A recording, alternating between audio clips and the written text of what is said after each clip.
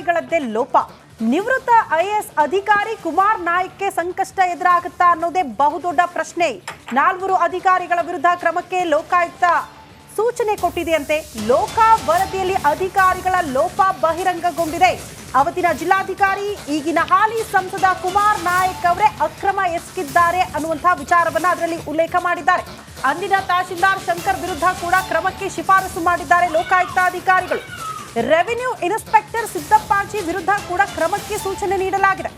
Surveyor Shankar ವಿರುದ್ಧ ಶಿಸ್ತು ಕ್ರಮಕ್ಕೆ ಸೂಚನೆ ನೀಡಲಾಗಿದೆ. ಈ ವರದಿಯಲ್ಲಿ ಈ 4 ಮಾತ್ರ ಅಕ್ರಮದಲ್ಲಿ ಭಾಗಿಯಾಗಿದ್ದಾರೆ. ಬದಲಾಗಿ ಸಿಎಂ ಆಗ್ಲಿ, ಸಿಎಂ ಪತ್ನಿ ಆಗ್ಲಿ, ಸಿಎಂ ಬಾಮೈದ ಆಗ್ಲಿ ಯಾರು ಕೂಡ ಈ ಅಕ್ರಮದಲ್ಲಿ ಭಾಗಿಯಾಗಿದ್ದಾರೆ ಅನ್ನೋದಕ್ಕೆ ಸಾಕ್ಷ್ಯಾಧಾರಗಳು ಇಲ್ಲ. ಇದನ್ನ ಪ್ರಮುಖವಾಗಿ ಲೋಕಾಯುಕ್ತ ಸಬ್ಮಿಟ್ ಮಾಡಿರುವಂತಹ ವರದಿಯಲ್ಲಿ ಉಲ್ಲೇಖ ಆಗಿರುವಂತಹ ವಿಚಾರ. ಬಟ್ ಈ 4 ವಿರುದ್ಧ ಕ್ರಮ ಆಗುತ್ತಾ ಅನ್ನೋದು ಬಹುದೊಡ್ಡ ಪ್ರಶ್ನೆ. ಓಕೆ, ಇದಕ್ಕೆ ಸಂಬಂಧಪಟ್ಟಾಗೆ ಒಂದು ರಿಪೋರ್ಟ್ ಇರಬೇಕಲ್ಲ? ಹೌದು, ರಿಪೋರ್ಟ್. ಓಕೆ, ನಾನು ಮೊದಲಿಗೆ ವೀಕ್ಷಕರೇ ಅವತ್ತಿಂದ ಹೇಳ್ತಾ ಇದ್ದೆ, ಹಾಗಿದ್ರೆ ಭ್ರಷ್ಟಾಚಾರ ಆಗಿದೆ, ಕಾನೂನುಬಾಹಿರ ಆಗಿದೆ, ಆದರೆ ಮುಖ್ಯಮಂತ್ರಿ ಪತ್ನಿ ಅಥವಾ ಬಾಮೈದ ಯಾರೂ ಇಲ್ಲ, ಹಾಗಿದ್ರೆ ಆಗಿರೋದು ಏನು ಅನ್ನೋದನ್ನು ನಾನು ವಿವರವಾಗಿ ಹೇಳ್ತೀನಿ. ಅದು ಯಾಕೆ ಸಿಕ್ಕಾಕೋತಾರೆ ಇವರೆಲ್ಲ ಅಂತೇಳಿ. ಬಟ್ ಅವ್ರಿಗೆ ಯಾವ ಶಿಕ್ಷೆ ಆಗುತ್ತೆ, ಆಮೇಲೆ ನಿವೃತ್ತಿ ಆದವರಿಗೆ ಶಿಕ್ಷೆ ಇಲ್ವಾ, ಹೀಗೆಲ್ಲ ಇದೆ.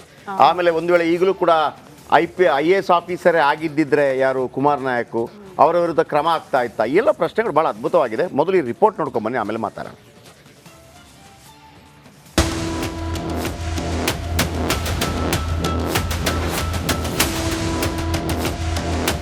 Relief, big relief. ಮೂಡ ಹಗರಣದಲ್ಲಿ ಸಿಎಂ ಸಿದ್ದರಾಮಯ್ಯಗೆ ಬಿಗ್ ರಿಲೀಫ್. ಏನೋ ಸಿಕ್ಕಿದೆ. ಲೋಕಾಯುಕ್ತ ಅಧಿಕಾರಿಗಳು ಬಿ ರಿಪೋರ್ಟ್ ಸಲ್ಲಿಸಿ ಕ್ಲೀನ್ ಚಿಟ್ ಕೊಟ್ಟಿದ್ದಾರೆ. ಹಾಗಾದ್ರೆ ಲೋಕ ತನಿಖೆ ಹೇಗಿತ್ತು ಅನ್ನೋದನ್ನೇ ತೋರಿಸ್ತೀವಿ ನೋಡಿ. ಸಿಎಂ ಸಿದ್ದುಗೆ ಲೋಕಾಯುಕ್ತದಿಂದ 30 ಪ್ರಶ್ನೆ. ರಿಪಬ್ಲಿಕ್ನಲ್ಲಿ ಲೋಕ ತನಿಖೆ ಎಕ್ಸ್ಕ್ಲೂಸಿವ್.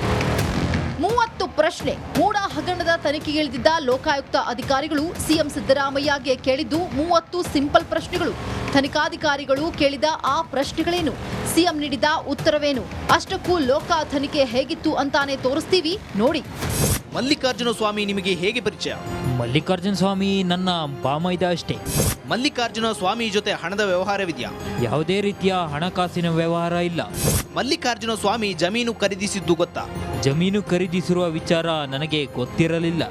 ಜಮೀನನ್ನ ಕೊಳ್ಳಲು ಹಣ ಸಹಾಯ ಮಾಡಿದ್ರ? ಯಾವುದೇ ಹಣಕಾಸಿನ ಸಹಾಯ ಮಾಡಿರುವುದಿಲ್ಲ. ಸದರಿ ಜಮೀನಿನ ಮೂಲ ಮಾಲೀಕರು ಯಾರು? ಸದರಿ ಜಮೀನಿನ ಮಾಲೀಕತ್ವದ ಬದಲಾವಣೆ ಗೊತ್ತಿಲ್ಲ. ಜಮೀನನ್ನ ನಿಮ್ಮ ಪತ್ನಿಗೆ ದಾನ ಮಾಡಿದ್ದು ಗೊತ್ತಾ? 2013ರ ಮಧ್ಯಭಾಗದಲ್ಲಿ ನನಗೆ ಈ ವಿಷಯ ತಿಳಿಯಿತು. ಅರ್ಜಿಯಲ್ಲಿ ವೈಟ್ನರ್ ಹಾಕಿರುವ ವಿಚಾರ ತಿಳಿದಿದ್ದೆ. ಅರ್ಜಿಯಲ್ಲಿ ವೈಟ್ನರ್ ಹಾಕಿರುವ ಬಗ್ಗೆ ನನಗೆ ಗೊತ್ತಿಲ್ಲ. ಸಿಎಂ ಪತ್ನಿಗೆ ಪ್ರಶ್ನೆಯನ್ನೇ ಕೇಳಿದ ಲೋಕ. ನಿಜ, ಮೂಡ ಹಗರಣ ಸಂಬಂಧ ಸಿಎಂ ಸಿದ್ದರಾಮಯ್ಯಗೆ ಲೋಕ ಅಧಿಕಾರಿಗಳು 30 ಪ್ರಶ್ನೆಯನ್ನ ಕೇಳಿದ್ದಾರೆ. ಮಲ್ಲಿಕಾರ್ಜುನ ಸ್ವಾಮಿ ಹಾಗೂ ದೇವರಾಜುಗೆ 22 ಪ್ರಶ್ನೆ ಮಾಡಿದ್ದಾರೆ. ಆದರೆ ಸಿಎಂ ಸಿದ್ದರಾಮಯ್ಯ ಪತ್ನಿ ಪಾರ್ವತಿ ಸಿದ್ದರಾಮಯ್ಯಗೆ ಒಂದೇ ಒಂದು ಪ್ರಶ್ನೆ ಕೇಳಿಲ್ಲ. ತನಿಖಾ ಸಂಸ್ಥೆ ಯಾವುದದು? ಲೋಕಾಯುಕ್ತ ಸಂಸ್ಥೆ. ರೆಕಾರ್ಡ್ಗಳೇನಿದೆ ಅವ್ರು ಇಷ್ಟ ಬಂದಾಗ ಬರೆಸ್ಕೊಂಡವ್ರೆ. ನೋಡಿ, ತಾರ್ಕಿಕ ಅಂತ್ಯ ಅನ್ನೋದು ಯಾವುದೋ 1-2 ಕೇಸಲ್ಲಿ ತಪ್ಪು ಮಾಡದೇ ಇರೋ ಅಮಾಯಕರುಗಳು ಬಲಿಯಾಯ್ತಾರೆ. ಲೂಟಿ ಹೊಡೆಯಲು ಯಾರು ಬಲಿಯಾಗಲ್ಲ. ಇದು ಪರಿಸ್ಥಿತಿಗಳು. ವಿವಾದಿತ ಜಮೀನು ದಾನವಾಗಿ ಬಂದಿದ್ದು ಸಿಎಂ ಪತ್ನಿಗೆ. ಮೂಡಾದಿಂದ 14 ಸೈಟ್ಗಳು ಬಂದಿದ್ದು ಕೂಡ ಸಿಎಂ ಪತ್ನಿಗೆ. ಆದರೂ ಕೂಡ ಪಾರ್ವತಿ ಸಿದ್ದರಾಮಯ್ಯನವರಿಗೆ ಲೋಕಾಯುಕ್ತ ಅಧಿಕಾರಿಗಳು ಪ್ರಶ್ನೆ ಕೇಳದೆ ಇರೋದು ಹಲವು ಅನುಮಾನವನ್ನ ಮೂಡಿಸ್ತಿರೋದಂತೂ ಸತ್ಯ.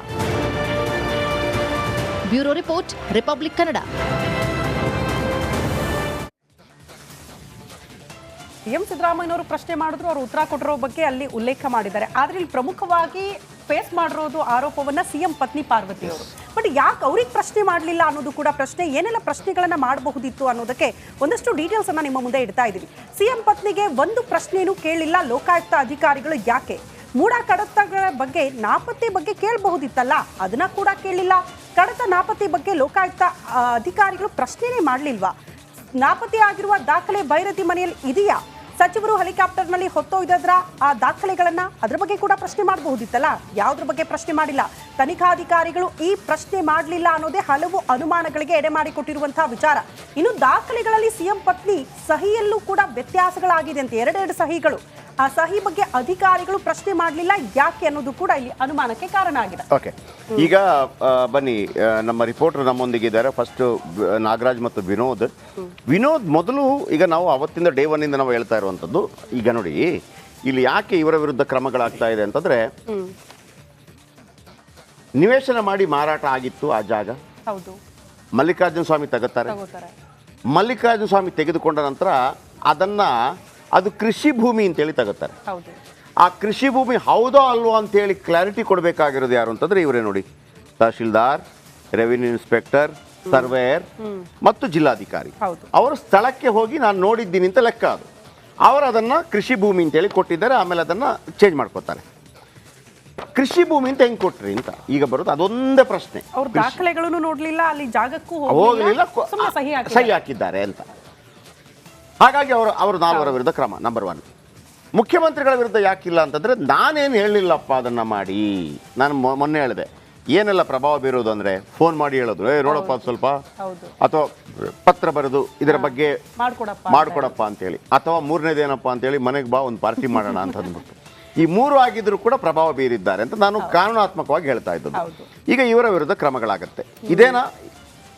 ಇದೇ ಕಾರಣವನ್ನು ಲೋಕಾಯುಕ್ತ ಹೇಳ್ತಾ ಇರೋದ ವಿನೋದ್, ಅಥವಾ ಇದಕ್ಕಿಂತಲೂ ಹೆಚ್ಚು ಏನಾದರೂ ಪಾಯಿಂಟ್ಸ್ ಇದೆಯಾ? ಜಯಪ್ರಕಾಶ್, ನಿಜಕ್ಕೂ ಕೂಡ ಇರೋ ಈಗಾಗಲೇ ಲೋಕಾಯುಕ್ತ ವರದಿಗೆ ಸಬ್ಮಿಟ್ ಆಗಿದೆ. ಅದರಲ್ಲೂ ಕೂಡ 4 ಆರೋಪಿಗಳೇನಿದ್ರು, ಆದರೆ ಸಿಎಂ ಪತ್ನಿ, ಸಿಎಂ ಸೇರಿದಂತೆ ಇಬ್ಬರು ಏನಿದ್ದಾರೆ ಅವರ ವಿರುದ್ಧವಾಗಿ ಯಾವುದೇ ರೀತಿಯಾದ ಸಾಕ್ಷಿಗಳೆಲ್ಲ ಹೀಗಾಗಿ ಬೇರೆ ಪುಟರ್ ಸಲ್ಲಿಸ್ತೀನಿ ಅಂತೇಳಿ ವರದಿಯೆಲ್ಲ ಕೊಟ್ಟಿದ್ದಾರೆ. ಆ ವರದಿಯಲ್ಲಿರುವಂಥದ್ದು ಈಗಾಗಲೇ ಏನೋ ಅಧಿಕಾರಿಗಳು ತಪ್ಪು ಮಾಡಿದ್ದಾರೆ, ಸಿಎಂ ಅವರ ಪ್ರಭಾವ ಇಲ್ಲ ಅಂತೇಳಿ. ಈಗಾಗಲೇ ಈಗಿರುವಂತಹ ಸಂಸದರ ಅಂದಿನ ಜಿಲ್ಲಾಧಿಕಾರಿ ಕುಮಾರ್ ನಾಯಕ್ ಇರ್ಬೋದು, ರೆವಿನ್ಯೂ ಇನ್ಸ್ಪೆಕ್ಟರ್ ಇರ್ಬೋದು, ತಹಸೀಲ್ದಾರ್ ಇರ್ಬೋದು, ಅವರ ಮೇಲೆ ಕ್ರಮ ಕೈಗೊಳ್ಳುವಂತೆ ಒಂದು ವರದಿಯಲ್ಲಿ ಉಲ್ಲೇಖವನ್ನು ಮಾಡಿದ್ದಾರೆ. ಬದಲಾಗಿ ಈಗ ವರದಿ ಕೊಡೋ ಸಂದರ್ಭದಲ್ಲೂ ಕೂಡ ಯಾರು ಲೆಟ್ರ್ ಕೊಟ್ಟರು, ಅಂದರೆ ಭೂಮಿಯೆಲ್ಲ ಖರೀದಿ ಮಾಡೋ ಸಂದರ್ಭದಲ್ಲಿ, ಕೃಷಿ ಭೂಮಿಯನ್ನು ತೆಗೆದುಕೊಳ್ಳೋ ಸಂದರ್ಭದಲ್ಲಿ ಯಾರು ಇದೆಲ್ಲ ಕನ್ವರ್ಷನ್ ಕೊಡ್ತಾರೋ ಅವ್ರ ವಿರುದ್ಧ ಯಾವುದೇ ಕ್ರಮ ಆಗೋದಿಲ್ಲ. ಕೇವಲ ಈಗ ಅಧಿಕಾರಿಗಳ ವಿರುದ್ಧವಾಗಿ ಕ್ರಮಕ್ಕೆ ಮುಂದಾಗಿರುವಂಥದ್ದು. ಈಗಾಗಲೇ ಏನೋ 4 ಅಧಿಕಾರಿಗಳೇನಿದ್ದಾರೆ, ಆ ಅಧಿಕಾರಿಗಳು ಈಗಾಗಲೇ ಕುಮಾರ್ ನಾಯಕ್ ಅವರು ಕೂಡ ಈಗಾಗಲೇ ಸಂಸದರಾಗಿದ್ದಾರೆ, ತಹಸೀಲ್ದಾರ್ ಇದ್ದಾರೆ, ಬೇರೆ ಬೇರೆ ಅಧಿಕಾರಿಗಳೇನಿದ್ದಾರೆ ಅವರ ವಿರುದ್ಧ ನಿಜಕ್ಕೂ ಕೂಡ ಕ್ರಮ ಆಗುತ್ತಾ ಅನ್ನೋದು ಈಗ ಸಾಕಷ್ಟು ಪ್ರಶ್ನೆ ಆಗ್ತಾ ಇರುವಂಥದ್ದು. ಯಾಕೆಂದರೆ ಕುಮಾರ್ ನಾಯಕ್ ಅವರು ಈಗಾಗಲೇ ಏನೋ ಸಂಸದರಾಗಿರೋ ಕಾರಣಕ್ಕಾಗಿ ಅವರ ವಿರುದ್ಧ ಯಾವ ರೀತಿ ಕ್ರಮ ತೆಗೆದುಕೊಳ್ಬೇಕು, ಜೊತೆಗೆ ಪತ್ರವನ್ನು ಕೊಟ್ಟಂತಹ ವ್ಯಕ್ತಿ ಏನಿದ್ದಾರೆ ಅವರ ವಿರುದ್ಧ ಯಾಕೆ ಕ್ರಮ ಆಗ್ತಾ ಇಲ್ಲ, ಇದೇ ಲೋಕಾಯುಕ್ತ ವರದಿ ಬಗ್ಗೆನೇ ಸಾಕಷ್ಟು ಅನುಮಾನಗಳು ಹುಟ್ಟಾಗ್ತಾ ಇರುವಂಥದ್ದು. ಇದೇ ಕಾರಣಕ್ಕಾಗಿ ಅಂದರೆ ಸಿಎಂ ಅವರ ಪ್ರಭಾವ ಎಲ್ಲಿದೆ ಅಂತ ಕೇಳೋದಕ್ಕೆ ಅಧಿಕಾರಿ ನಿಜಕ್ಕೂ ಕೂಡ ಪತ್ರವನ್ನು ತಂದುಕೊಡೋ ಸಂದರ್ಭದಲ್ಲಿ ಸಿಎಂ ಸಿದ್ದರಾಮಯ್ಯವರು ಯಾವ ಹಂತದಲ್ಲಿ ಯಾವ ಪೋಸ್ಟ್ನಲ್ಲಿದ್ದರು ಅನ್ನುವಂಥದ್ದು ಈಗ ಭಾಳ ಮುಖ್ಯ ಆಗುತ್ತೆ. ಉಪಮುಖ್ಯಮಂತ್ರಿಗಳಾಗಿದ್ದರು, ಮುಖ್ಯಮಂತ್ರಿಗಳಾಗಿದ್ದರು, ವಿರೋಧ ಪಕ್ಷದ ನಾಯಕರಾಗಿದ್ದರು, ಆ ಸಂದರ್ಭಗಳಲ್ಲಿ ನಡೆದಿರುವಂತಹ ಒಂದಷ್ಟು ಪ್ರೋಸೆಸ್ಗಳನ್ನ ಗಮನಿಸ್ತಾ ಹೋಗೋದಾದರೆ ಆ ಪತ್ರವನ್ನು ಕೊಟ್ಟ ಸಂದರ್ಭದಲ್ಲಿ ಅವರು ದೊಡ್ಡ ಮಟ್ಟದ ಪೋಸ್ಟಲ್ಲಿದ್ದರು. ಸೊ ಹೀಗಾಗಿ ಅಧಿಕಾರಿಗಳು ಅವರಿಂದ ಯಾವುದೇ ರೀತಿಯಾದಂತಹ ಪ್ರತಿಫಲಾಕ್ಷಗಳನ್ನು ಪಡೆದೇ ಇದ್ದರೂ ಕೂಡ ಈ ರೀತಿಯಾದಂತಹ ತಪ್ಪುಗಳು ಯಾಕೆ ಮಾಡಿದ್ರು? ಸೊ ಎಲ್ಲೋ ಒಂದು ಕಡೆ ಇದರಲ್ಲಿ ಕೆಲವು ಹಂತದ ಅಧಿಕಾರಿಗಳಿಗೆ ಮಾತ್ರ ಏನು ಶಿಕ್ಷೆ ಆಗುವಂಥದ್ದು, ಈಗಾಗಲೇ ಸಂಸದರಿಗೆ ಶಿಕ್ಷೆ ಆಗುತ್ತೆ, ತಹಸೀಲ್ದಾರ್ಗೆ ಶಿಕ್ಷೆ ಆಗುತ್ತೆ. ವೆರಿ ಸಿಂಪಲ್ ಈ ಪಾಯಿಂಟ್ ಕೂಡ ಹೌದು. ಯಾಕಂದ್ರೆ ಇದೆಲ್ಲ ಘಟನಾವಳಿಗಳಾದಾಗ ನೀವು ಒಂದೊಂದು ಹಂತದಲ್ಲಿದ್ರಿ, ಒಂದೊಂದು ಹುದ್ದೆಯಲ್ಲಿದ್ರಿ ಅಂತ. ಫಾರ್ ಎಕ್ಸಾಂಪಲ್ ಏನು ಅಂತಂದ್ರೆ, ಈಗ ನಿಮಗೆ ನಾನು ಒಂದು ಕೋಟಿ ರೂಪಾಯಿ ಕೊಡಬೇಕು, ನಾನು ಕೊಟ್ಟೆ ಅಂತ ಅದು ಸಾಕ್ಷಿ ಸಿಗುತ್ತೆ. ನಾನೇನು ಮಾಡ್ತೀನಿ, ಒಬ್ಬನಿಗೆ ಹೇಳ್ತೀನಿ, ನೋಡಪ್ಪ ಇದು ಹಿಂಗೆ ಅಂತ ಅಂದ್ಬಿಟ್ಟು ನೀನು ಕೊಟ್ಬಿಡು ಅಂತ. ಅವನು ಕೊಡ್ತಾನೆ. ಅವನು ಕೊಟ್ಟು ನಾಳೆ ಇವ್ರಿಗೆ ಯಾರು ದುಡ್ಡು ಕೊಟ್ಟಿದ್ದು, ಉದಾಹರಣೆ ಹೇಳಿದ್ದು, ಅವನು ಕೊಟ್ಟಿದ್ದು, ನಾನು ಹೇಳಿಲ್ಲಪ್ಪ, ನಾನು ಹೇಳ್ಬಿಡ್ತೀನಿ, ನಾನು ಹೇಳಿಲ್ಲ, ಹೇಳಿದಕ್ಕೆ ಅವನು ನನ್ನ ಬಂಟ. ಅವನು ಹಣ ನಿಮ್ಗೆ ಬೇಕಾಗಿದ್ದು ನಾನು ಬೇಕಿದ್ರೆ ಜೈಲಿಗೆ ಹೋಗ್ತೀನಿ ಅಣ್ಣ ಅಂತ ಅಂದ್ಬಿಟ್ಟು ಅವನು ಹೋಗ್ತಾನೆ. ಈಗ ಇವರೆಲ್ಲ ಹೆಂಗೆ ಅಂತಂದರೆ, ಇಲ್ಲ ಪರವಾಗಿಲ್ಲ ಸರ್, ನೆಕ್ಸ್ಟ್ ನಾವು ಏನೋ ನಿಮ್ಗಾಗಿ ಮಾಡ್ತೀವಿ, ನಿಮ್ಮದು ಲಾಭ ಆ ಥರ ಇರ್ತದೆ ಅಂತೇಳಿ. ಸೊ ಹಾಗಾಗಿ ನಾನು ಹೇಳಿದ್ನಲ್ವ, ಅದು ಏನು ಎಂಥ ಜಮೀನು ಅಂತಾರೆ, ವಸತಿ ಯೋಗ್ಯ ಜಮೀನಾಗಿತ್ತು. ಅಲ್ಲಿ ನಿವೇಶನಗಳನ್ನು ಮಾಡಿ ಮಾರಾಟ ಮಾಡಲಾಗಿತ್ತು. ನಂತರ ಅದನ್ನು ವಾಪಸ್ ಪಡೀತಾರೆ ಡಿನೋಟಿಫಿಕೇಶನ್ ಆಗಿ. ಆಲ್ರೆಡಿ ಮೂಡ ಅದನ್ನು ನಿವೇಶನ ಮಾಡಿ ಮಾರಾಟ ಮಾಡಿರುತ್ತದೆ. ಆಮೇಲೆ ಇದನ್ನು ಡಿನೋಟಿಫೈ ಮಾಡ್ತಾರೆ. ಆಮೇಲೆ ಅದು ಆ ಕೃಷಿ ಭೂಮಿ ಅಂತೇಳಿ ಅದರಲ್ಲಿ ಬರೀತಾರೆ. ಆಯಿತಾ? ಆ ಕೃಷಿ ಭೂಮಿಯನ್ನು ಅವರು ಕೊಡ್ತಾರೆ. ಯಾರಿಗೆ? ಪಾರ್ವತಿ ಅವರಿಗೆ. ಅದನ್ನು ಮೂಡ ವಾಪಸ್ ತಗೊಳುತ್ತೆ. ಮೂಡಾಗಿ ವಾಪಸ್ ಕೊಡ್ತಾರೆ. ಆಮೇಲೆ ಅಲ್ಲಿ ಬರುತ್ತಲ್ಲ 50-50 2 ಸೈಡ್ ಕೊಡಬೇಕಿತ್ತು. ಅದಕ್ಕೆಲ್ಲ ಬೇರೆ ಬೇರೆ ಕಾರಣಗಳಿದೆ. ಯಾಕಂದರೆ ಲೋಕಾಯುಕ್ತ ಹೇಳಿದೆ, ಲೋಕಾಯುಕ್ತದ ಕೆಲವು ನಿಯಮಗಳು ತಪ್ಪಿದೆ. ಲೋಕಾಯುಕ್ತದ ನಿಯಮ 50-50 ಕೂಡ ಇದೆ ಅದರಲ್ಲಿ. 50-50 ಕೂಡ ಇದೆ. ಆಮೇಲೆ ನಿಮಗೆ ಬೇಕಾದಲ್ಲಿ ಏನು ಕೊಡ್ಬೋದು ಅಂತ ಆ ಕಾಲಕ್ಕೆ ಬದಲಾವಣೆಗಳನ್ನು ಮಾಡ್ಕೊಂಡಿದ್ದಾರೆ. ಆ ಥರ ಇದೆ. ಬನ್ನಿ ಈಗ ನಮಗೆ ನಾಗರಾಜ್ ಹತ್ರ ಕೇಳಲಿಕ್ಕಿರುವಂಥ ನಾಗರಾಜ್, ಈಗ IAS IPS ಈಗ ನಿವೃತ್ತರ ವಿರುದ್ಧ ಶಿಸ್ತು ಕ್ರಮ ತೆಗೆದುಕೊಳ್ಳಲು ಸಾಧ್ಯವಿಲ್ಲ ಅಂತಂದರೆ ಆ್ಯಸ್ ಎ ಇವರಿಬ್ಬರಿದ್ದಾರಲ್ಲ, ಇಬ್ಬರ ವಿರುದ್ಧ ಶಿಸ್ತು ಕ್ರಮ ತೆಗೆದುಕೊಳ್ಳಬಹುದು, ಇಬ್ಬರ ವಿರುದ್ಧ ಶಿಸ್ತು ಕ್ರಮ ತೆಗೆದುಕೊಳ್ಳಲು ಸಾಧ್ಯವಿಲ್ಲ. ಇದವರ ವೃತ್ತಿಗೆ ಸಂಬಂಧಪಟ್ಟ ಹಾಗೆ ಅವರಿಗೆ ಶಿಕ್ಷೆ ಏನು ಆಗಬಾರ್ದು ಅಂತೇನಿಲ್ಲ, ಶಿಕ್ಷೆ ಆಗುತ್ತೆ ಬೇಕಿದ್ರೆ. ನಾನು ಕೇಳ್ತಿರೋದು ಈ IAS IPSಗಳಿರ್ತಾರಲ್ಲ ದೊಡ್ಡ ದೊಡ್ಡ ವ್ಯಕ್ತಿಗಳು, ಅವರು ಜೀವನ ಕಾಲದಲ್ಲಿ ಅಥವಾ ಅವರ ವೃತ್ತಿ ಕಾಲದಲ್ಲಿ ಈಗ ತಪ್ಪುಗಳು ಮಾಡಿದರೆ, ಇದೇ ಕುಮಾರ್ ನಾಯಕ್ ಈಗ IAS ಆಫೀಸರ್ ಆಗಿದ್ದಿದ್ರೆ ಅವರ ವಿರುದ್ಧ ಕ್ರಮ ಕೈಗೊಳ್ಳೋಕೆ ಆಗ್ತಾ ಇತ್ತಾ? ಅದು ಏನು ರೂಲ್ ಅದು?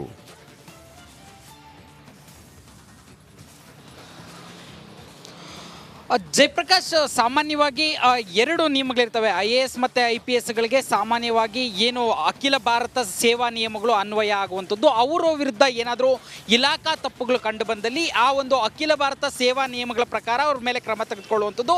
ಇದರಲ್ಲಿ ಏನು IAS ಮತ್ತು IPSಗಳಿದ್ದಾರೆ, ಇವರು ನಿವೃತ್ತಿ ಆದ ನಂತರವೂ ಸಹ ಇಲಾಖಾ ಕ್ರಮಕ್ಕೆ ಒಂದಷ್ಟು ನಿರ್ದಿಷ್ಟ ಅವಧಿವರೆಗೂ ಶಿಫಾರಸುಗಳನ್ನು ಮಾಡ್ಬೋದಾಗಿದೆ ಈ ಸಂಬಂಧಪಟ್ಟ ಇಲಾಖೆ. ಈಗ ಕುಮಾರ್ ನಾಯಕ್ MP ಆಗಿದ್ದಾರೆ, ಅವ್ರ ಮೇಲೆ ಹಿಂದೆ ಅವರು IAS ಆಗಿದ್ರು, ಆ ಸಂದರ್ಭದಲ್ಲಿ ಅಪರಾಧ ಎಸಗಿದ್ದಾರೆ ಅಂತೇಳಿ ಆರೋಪ ಕೇಳಿ ಬಂದಿದ್ದಾರೆ. ಆದರೆ ಈ ಒಂದು ಘಟನೆ ನಡೆದಿರತಕ್ಕಂಥ ಅವಧಿಗೂ ಮತ್ತು ಈಗ ಏನು ಈ ಪ್ರಕರಣ ದಾಖಲಾಗಿರೋ ಅವಧಿಗೂ ಸುಮಾರು 19 ವರ್ಷಗಳ ಅಂತರ ಇರೋದ್ರಿಂದ ಈ ವಿಚಾರವನ್ನು ಸರ್ಕಾರವೇ ನಿರ್ಧಾರ ಮಾಡಬೇಕಾಗುತ್ತೆ. ಯಾಕಂತಂದರೆ ಅಖಿಲ ಭಾರತ ಸೇವಾ ನಿಯಮಗಳ ಪ್ರಕಾರ ಆ ಒಂದು ಸಂಬಂಧಪಟ್ಟ ಇಲಾಖೆ ಕ್ರಮ ತೆಗೆದುಕೊಳ್ಬೇಕಾದ್ರೆ ಒಂದು ನಿರ್ದಿಷ್ಟ ಅವಧಿ, ಅವರು ರಿಟೈರ್ಡ್ ಆದ ಸ್ವಲ್ಪ ಕಾಲಾವಧಿ ಅಥವಾ ಅವರ ಸೇವಾವಧಿಯಲ್ಲಿ ಆದಂಥ ಕೆಲವು ಎಷ್ಟು ವರ್ಷಗಳಲ್ಲಿ ಘಟನೆ ಆಗಿರುತ್ತೆ, ಇವೆಲ್ಲವೂ ಕೌಂಟ್ ಆಗುವಂಥದ್ದು. ಹೀಗಾಗಿ ಈಗ ಏನು ಈ ಒಂದು ದೋಷಾರೋಪ ಇದು ಅಂತಿಮ ವರದಿಯನ್ನು ಸಲ್ಲಿಸಿದ್ದಾರೆ. ಇದರಲ್ಲಿ ಕುಮಾರ್ ನಾಯಕ್ ಅವರು ತಪ್ಪನ್ನು ಎಸಗಿದ್ದಾರೆ ಅಂತೇಳಿ ವರದಿಯನ್ನು ಕೊಟ್ಟಿದ್ದಾರೆ. ಇದರಲ್ಲಿ ಇನ್ನು ಮುಂದೆ ಚಾರ್ಜ್ ಶೀಟ್ ತಯಾರು ಮಾಡಿ ಲೋಕಾಯುಕ್ತ ಪೊಲೀಸರು ಚಾರ್ಜ್ ಶೀಟ್ ಸಲ್ಲಿಕೆ ಮಾಡಬೇಕಾದ್ರೆ ಅವರೀಗ MP ಆಗಿರೋದ್ರಿಂದ ಏನು ಲೋಕಸಭಾ ಸ್ಪೀಕರಿಂದ ಒಂದು ಅನುಮತಿಯನ್ನು ಪಡೆದುಕೊಳ್ಬೇಕಾಗುತ್ತೆ. ಹೀಗಾಗಿ ಅಷ್ಟೊಂದು ಸುಲಭ ಇಲ್ಲ. ಹೀಗಾಗಿ ಇವರ ವಿಚಾರದಲ್ಲಿ ಯಾವ ನಿರ್ಧಾರ ತೆಗೆದುಕೊಳ್ಬೇಕಂತೇಳಿ ಖುದ್ದು ಸರ್ಕಾರವೇ ಡಿಸೈಡ್ ಮಾಡಬೇಕಾದಂಥ ಪರಿಸ್ಥಿತಿ ಇರ್ತಕ್ಕಂಥದ್ದು. ಇನ್ನು ಸರ್ವೇಯರ್ ಮತ್ತು ರೆವಿನ್ಯೂ ಇನ್ಸ್ಪೆಕ್ಟರ್ ಏನಿದ್ದಾರೆ ಅಂದರೆ ಕರ್ನಾಟಕ ಸರ್ಕಾರಿ ಸೇವೆಗಳ ಅಧಿನಿಯಮ ಏನು ಹೇಳುತ್ತಂತಂದರೆ ಯಾವುದೇ ಸರ್ಕಾರಿ ಅಧಿಕಾರಿ, ರಾಜ್ಯ ಸರ್ಕಾರಕ್ಕೆ ಸಂಬಂಧಪಟ್ಟಂಥ ಸರ್ಕಾರಿ ಅಧಿಕಾರಿ ಆತ ನಿವೃತ್ತಿ ಆದ ನಂತರ ಇಲಾಖಾ ಕ್ರಮ ತೆಗೆದುಕೊಳ್ಬಾರ್ದು. ಆತನ ವಿರುದ್ಧ ಇರತಕ್ಕಂಥ ಆರೋಪಗಳಿಗೆ ಸಂಬಂಧಪಟ್ಟಂತೆ ಯಾವಾಗ ಅಂದರೆ ಈಗ ಏನು ಇಬ್ಬರು ಸರ್ವೇಯರ್ ಮತ್ತು ರೆವಿನ್ಯೂ ಇನ್ಸ್ಪೆಕ್ಟರ್ ಜೊತೆಗೆ ತಹಶೀಲ್ದಾರ್ ಮೇಲೆ ಆರೋಪಗಳು ಕೇಳಿಬಂದಿದೆ. ಇವ್ರು ನಿವೃತ್ತಿ ಆಗಿರೋದ್ರಿಂದ ಇವ್ರ ಮೇಲೆ ಇಲಾಖಾ ಕ್ರಮ ಇರಲ್ಲ. ಆದರೆ ಏನು ಆರೋಪ ಬಂದಿದೆ ಅದಕ್ಕೆ ಸಂಬಂಧಪಟ್ಟಂತೆ ಚಾರ್ಜ್ ಶೀಟ್ ಹಾಕ್ಬೋದು, ಯಾವುದೇ ಅನುಮತಿ ಇಲ್ಲದೆ ಚಾರ್ಜ್ ಶೀಟನ್ನು ಸಲ್ಲಿಕೆ ಮಾಡ್ಬೋದು. ನಂತರ ನ್ಯಾಯಾಲಯ ಯಾವ ಶಿಕ್ಷೆ ಕೊಡುತ್ತಾ ಅಥವಾ ಅವರನ್ನು ಅಕ್ವಿಟ್ ಮಾಡುತ್ತಾ ಇದು ಕೋರ್ಟ್ನಲ್ಲಿ ಡಿಸೈಡ್ ಆಗುವಂಥದ್ದು. ಹೀಗಾಗಿ ಏನಿದರಲ್ಲಿ 4 ಜನರ ಮೇಲೆ ಪ್ರಮುಖವಾಗಿ ಈ ಒಂದು ಅಂತಿಮ ವರದಿಯಲ್ಲಿ ಆರೋಪ ಹೊರಿಸಲಾಗಿದೆ. ಇಲ್ಲಿ ಶಿಕ್ಷೆ ಕೊಡಬೇಕಾದ್ರೂ ವಿಭಿನ್ನ ರೀತಿಯಲ್ಲಿ ಒಂದು ಪ್ರಕ್ರಿಯೆಗಳು ಇರತಕ್ಕಂಥದ್ದು. ಜಯಪ್ರಕಾಶ್, ಥ್ಯಾಂಕ್ ಯು ನಿಮ್ಮೆಲ್ಲ ಅಪ್ಡೇಟ್ಸ್ಗೆ. ನೋಡಿ ಹೆಂಗಿರುತ್ತೆ ಅಂತ ಹೇಳಿದ್ರೆ, ಇದು ಬ್ರಿಟಿಷರ ಕಾಲಾವಧಿಯಲ್ಲಿ ಬಂದಂಥ ಕಾನೂನುಗಳು. ಎಲ್ಲರೂ ಅವ್ರ ಮೇಲೆ ಆರೋಪ ಮಾಡಿಬಿಡ್ತಾರೆ ಅಂತ ಅಂದ್ಬಿಟ್ಟು ಅವ್ರಿಗಾಗಿ ಸೇಫ್ ಝೋನ್. ಅಲ್ಲಿ ಒಟ್ಟು 19 ವರ್ಷ ಆಗಿದೆ ಅಂತ ಇದೆಲ್ಲ ಆಗಿ 19 ವರ್ಷಕ್ಕೆ ಸಾಕ್ಷಿಗಳನ್ನ ಇಟ್ಕೊಂಡು ಚಾರ್ಜ್ ಶೀಟ್ ಅಲ್ಲ, ಕೆಲವೊಮ್ಮೆ ಅದಾದ ನಂತರವೂ ಆಗುವಂಥದ್ದು ಇರ್ತದೆ. ಆದರೆ ಎಲ್ಲವೂ ಕೂಡ ನೋಡಿ, ಎಲ್ಲವೂ ಇಂಥದ್ದು. ಆಮೇಲೆ ರಾಜಣ್ಣ ಒಂದು ಹೇಳಿಕೆಯನ್ನು ಕೊಟ್ಟಿದ್ರು, ಎಲ್ಲವೂ ಕೂಡ ಸ್ಮಶಾನಕ್ಕೆ ಹೋದಂಗೆ ಲೋಕಾಯುಕ್ತ ವರದಿ ಅಂತೇಳಿ ಒಮ್ಮೊಮ್ಮೆ ಆಗ್ಬಿಡ್ತದೆ. ಈಗ ಸಂತೋಷ್ ಹೆಗಡೆ ಅಂತವ್ರು ಬಂದರು, ಅವರೆಲ್ಲ ಇದಕ್ಕೆಲ್ಲ ಅಂಜೋದಿಲ್ಲ, ಅವರು ಭಾಳ ಕಟ್ಟುನಿಟ್ಟಾಗಿ ಮ್ಯಾನೇಜ್ ಮಾಡ್ತಾರೆ. ಅಂಥವ್ರು ನೀವು ಸೇರಿಸೋದೇ ಇಲ್ಲ. ಅದಕ್ಕೆ ನಾನು ಹೇಳಿದ್ನಲ್ವಾ, ಈಗ ಅಲೋಕ್ ಕುಮಾರ್ ಅಂತವ್ರು ಇದ್ದಾರೆ, ಶಶಿಶೇಖರನ್ ಅಂತವ್ರು ಇದ್ದಾರೆ, ರವಿಕಾಂತೇಗೌಡ ಅಂತವ್ರು ಇದ್ದಾರೆ, ಸಂದೀಪ್ ಪಾಟೀಲ್ ಅಂತವ್ರು ಇದ್ದಾರೆ. ಅವರೆಲ್ಲ ಎಲ್ಲಿದ್ದಾರೆ ಮೇನ್ ಪೋಸ್ಟಲ್ಲಿ? ಅವ್ರನ್ನೆಲ್ಲೋ ಎಕ್ಸಿಕ್ಯೂಟಿವ್ ಪೋಸ್ಟಲ್ಲಿ ಲೆಫ್ಟ್ ರೈಟ್ ಅಂತೆಲ್ಲ ಅವ್ರನ್ನ ಟ್ರೈನಿಂಗ ಮಾಡಿಸೋದು ಅವ್ರ ಹತ್ರ. ಅದಲ್ಲ, ಅವ್ರನ್ನ ನೀವು ಮನಸ್ಸಿದ್ರೆ ಮಾಡಿಸ್ಬೋದು. ನಿಮಗೆ ಇಲ್ಲ ಬೇಕಾಗಿಲ್ಲ, ನಿಮ್ಗೆ ಯಾರು ಬೇಕೋ ಎಲ್ಲ ಕರೆಕ್ಟಾಗಿ ತಿಂಗಳು ತಂದು ಕೊಡೋವನಿಗೆ ತಂದು ಕೊಡ್ತಾರೆ. ಆ ಥರ